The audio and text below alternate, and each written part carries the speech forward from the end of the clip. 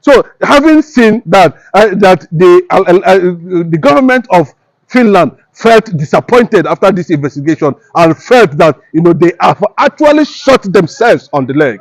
That if they have known, if they have had such information, if their legislators have done this investigation properly, there wouldn't have been any need even to entertain the Nigerian petition to the extent of trying to see how they're going to muzzle opposition in that regard. Samoniba has not been found to be linked to any ISIS, Al-Qaeda, Boko Haram, whatever. There was nothing like that. Yes, you can see the recent movement. I think that pressure started from Russia, Vladimir Putin mounting a kind of Russia when the Alexander Stubb was trying to impose, a nuclear deal and with Russia, or trying to deny or trying to support Ukraine, and the road the world has given Finland as a nation that has one of the best ranking human rights nation in the world was what the factor Vladimir Putin used to shut down Alexander Stubb recently, citing the appearance or disappearance, or non-public appearance of the Biafran separatists, who is also a Finnish citizen, talking about Simon Ekpa. The development a few days ago, was quite interesting, where the president Vladimir Putin of Russia made that kind of gesture to the world and United Nations. Of course, the EU, signaling that the Alexander Stubb can be put on the scale now. That Finland can actually put on the scale because of the threat against Simon Ekpa. And remember, for some time now, the Vladimir Putin government or Russia government has been enjoying some certain support of liberation for freedom fighters, asking the United Nations, asking the foreign Russian foreign minister, to factor Biafra liberation in some of the meetings they are doing over the BRICS issue and all that, considering the fact that Biafra as a nation is also the part of the Sahel nation. So the liberalization, not to allow Russia to factor in deeply in Africa. The Russian government, the US government, and the Israeli government are mapping out a strategy to make sure that those who are going to stand as a force, in representing Sahel in some of the international policies that are going to take place any moment from now, especially the issue of the maritime, which is being seen as the next world major source of resources, anytime that is even more, deep in terms of generating income more than the oil. I'm talking about the sea, the maritime sector, and of which they have already singled Biafra as a major nation in terms of human resources, in terms of strength, in terms of innovation, in terms of capacity, in terms of anything, So they are looking at that direction, and you can see that the international policy in Europe and Africa and Canada and some of them where Nigeria has been banned completely from entry are beginning to question the reason why Simon Ekpa, a Biafran separatist in England, should be banned from public appearance. A lot of people are saying that the Finnish government actually arrested him, and a lot of stories have been tabled from that direction. But I can tell you now that a few days ago a drama played out in the Finnish court, which unbelievably the Finnish government came out openly and declared that Simon Ekpa Nigeria evidence against him was as a result of resistance of the Igbo killing that made Nigerian government to forge that petition. That most of the things that the Nigerian government wrote in that petition has been found to be linked to Simon Ekpa's resistance over the killing of Christians in the eastern part of the country, allowing Fulanis, and doing all sorts of oppression and suppression by the Nigerian soldiers and Nigerian government are done. So having seen that the government of Finland felt disappointed after this investigation and felt that they have actually shot themselves on the leg. That if they have known, if they have had such information, if their legislators have done this investigation properly, there wouldn't have been any need even to entertain the Nigerian petition to the extent of trying to see how they're going to muzzle opposition in that regard. Samoniba has not been found to be linked to any ISIS, Al-Qaeda, Boko Haram, whatever. There was nothing like that. It was not linked to anything. So what we are seeing now is a clear intervention of most powerful nations around the world, and the Asari Rock has been conducting emergency meeting on the next direction to do, what next to do now that the Finnish government has finally nailed them on the floor of their chambers there in Finland. What are they going to do about it? That tells you that it's a major breakthrough for Simon Ekpa, and of course, like they put it, Simon Ekpa might any moment from now make his dramatic appearance publicly, because the news has filtered in, and that Dr. Ngozi Rabweze is currently working assiduously to make sure that that bridge is being transformed to reality, where the signal has already gotten to Abuja currently now. With the crisis that is happening in Abuja currently now, with the situation in Abuja currently now, I can tell you categorically clear that Abuja is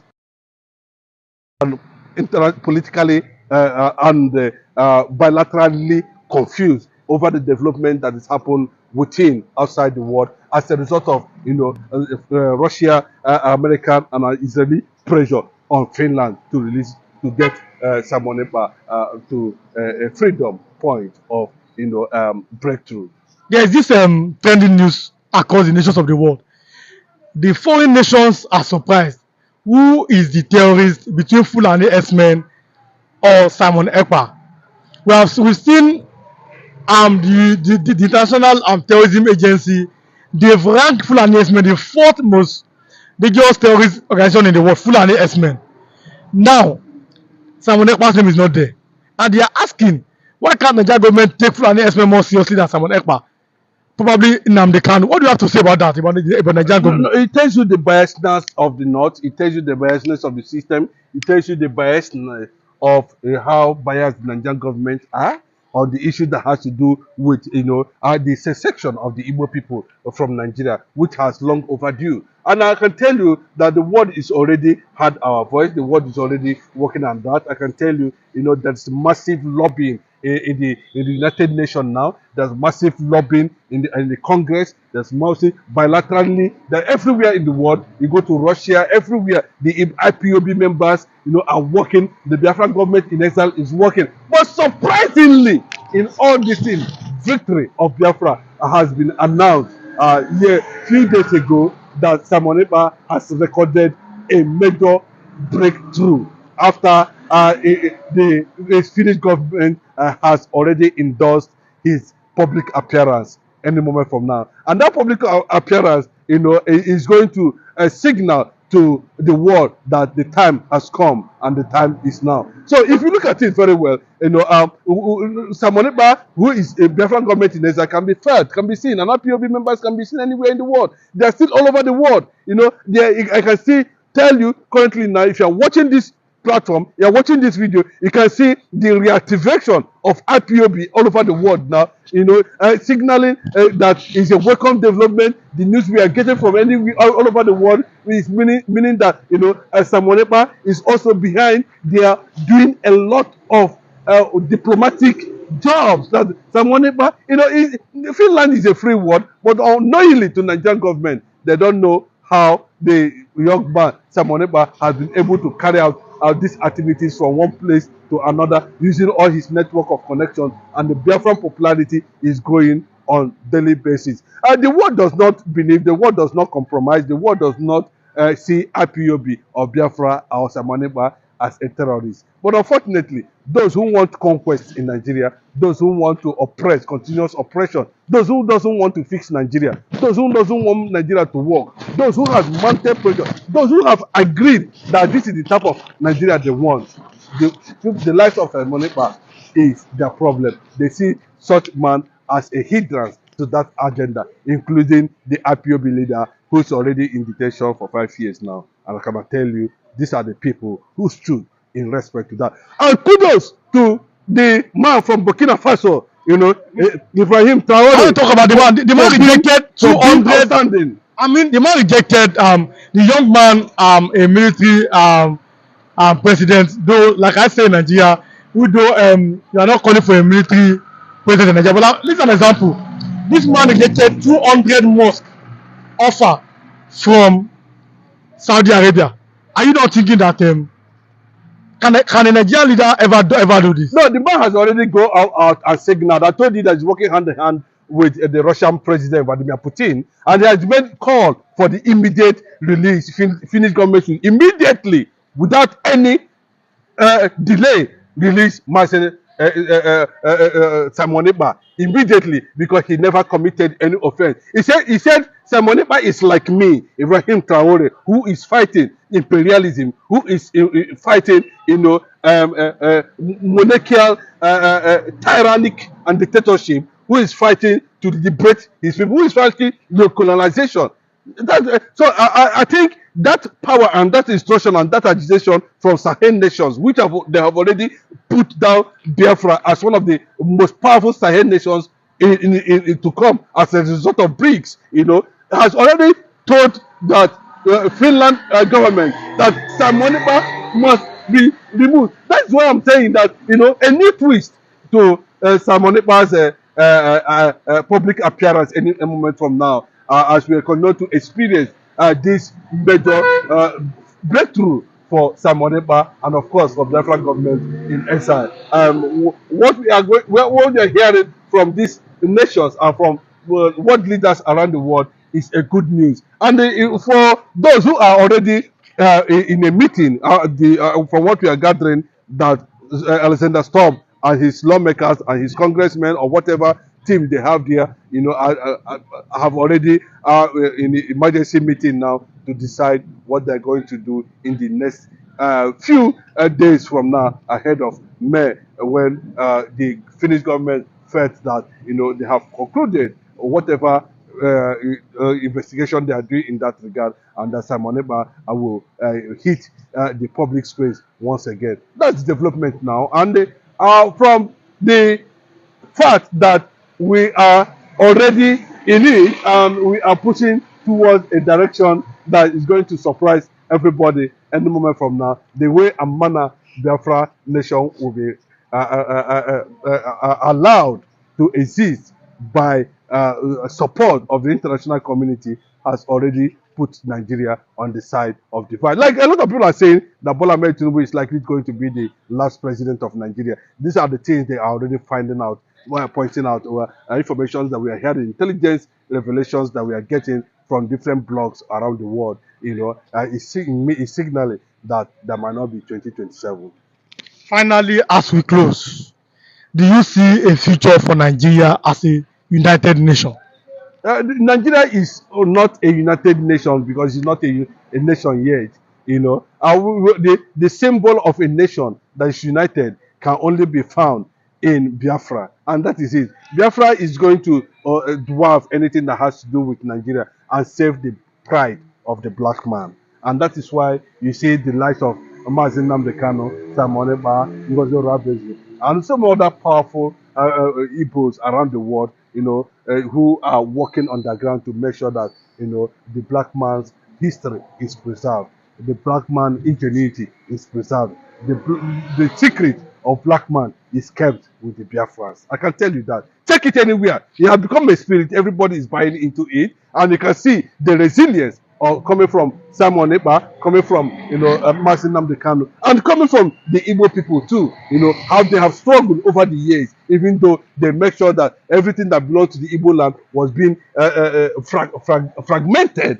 Yes, let me use that word. A shame on Asari Dokubo or whatever he calls himself currently. Now I think he should cover himself in shame. The Ijaw people, except those who are optimistic of the what the Igbo stand in Nigeria today. But him now will continue to face disgrace until he realized that the Igbos are not here to just crack jokes for cracking jokes or to look at crude oil. They have not been able to touch any crude oil for the past 64 years of Nigerian existence. The Igbo man has not near anything that has to do with resources of crude oil coming from any. We have it in Abia. We have it, But I'm talking about the way they just project it. Imagine where it becomes their own and it becomes autonomous and they have Biafran on this umbrella. Go to your land. Do they have electricity? They don't have anything, but still resources are being taken away from there. It's not going to be like that when Biafra is given recognition and sovereignty. I can assure you that every nationality in Biafra will have autonomy of their resources. Thank you so much for coming and God bless you. Pushing him forward, as you have seen, to cause another war in the South. See, my warning is this. If this man, Wike, is allowed, people are restraining themselves because of the danger. The danger that he's inviting. If the South, the Ijaw people are allowed, it will embolden the Southeast and it will spiral out of control. Go and ask for our work in Imo, or our work now in Anambra.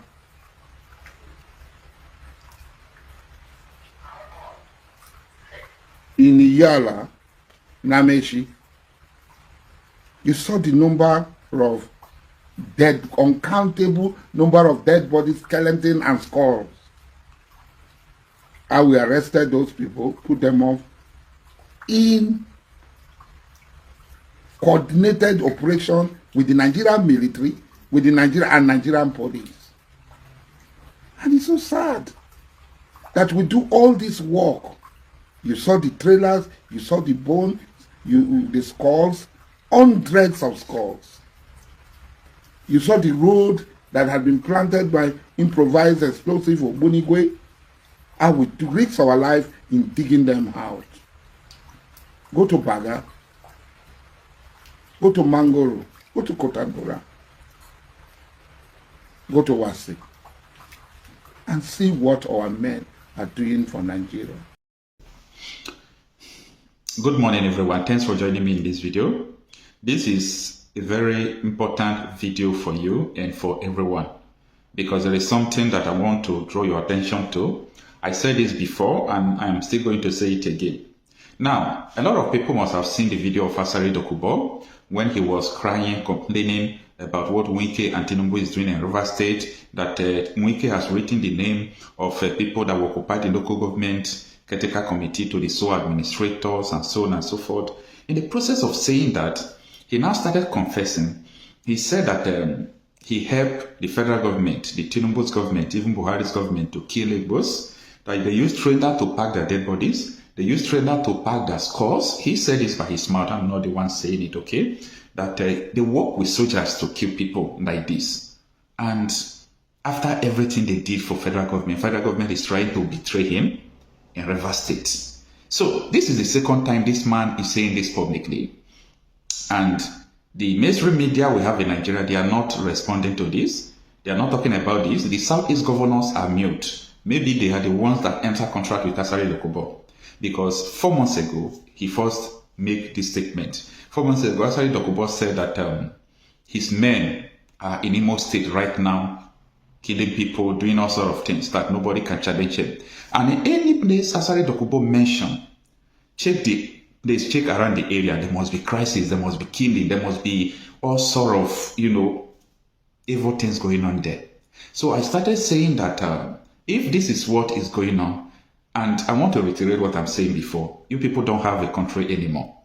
I know that a lot of Nigeria has mentally seceded. A lot of Nigerians are no longer Nigerian by mentality. But this has a lot to do above mentality. We are talking about reality, what is going on right now. Amidst the insecurity from across the country, we are seeing someone who is single-handedly carrying out genocide, killing people in Igbo land, and no one is talking about it. Anyway, hear for yourself and understand his grievances, why he started confessing about what is going on. Listen to him. And when he was there, I told him, I had a rumor. He said, it can't be true. My friend will not do that. I told him I had a rumor that he wants to appoint wicked men as caretaker committee chairmen and supervisors or local government, even past wicked chairmen, that the wicked had prepared a list for him. And my friend said, his friend that he knows, his colleague that he knows, it's not possible. He will not accept such directive. I said, okay. That is what I heard though, from their coven where they are meeting. Because I know that even if they meet in their coven, I will get the information. Every detail of it. Mark it. Anywhere you meet, I will get detail.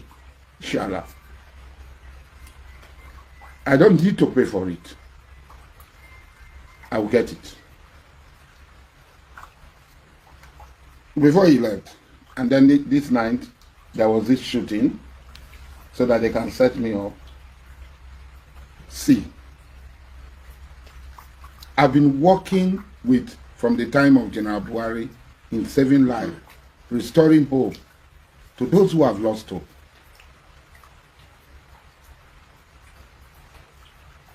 Go and ask for our work in Imo, or our work now in Anambra,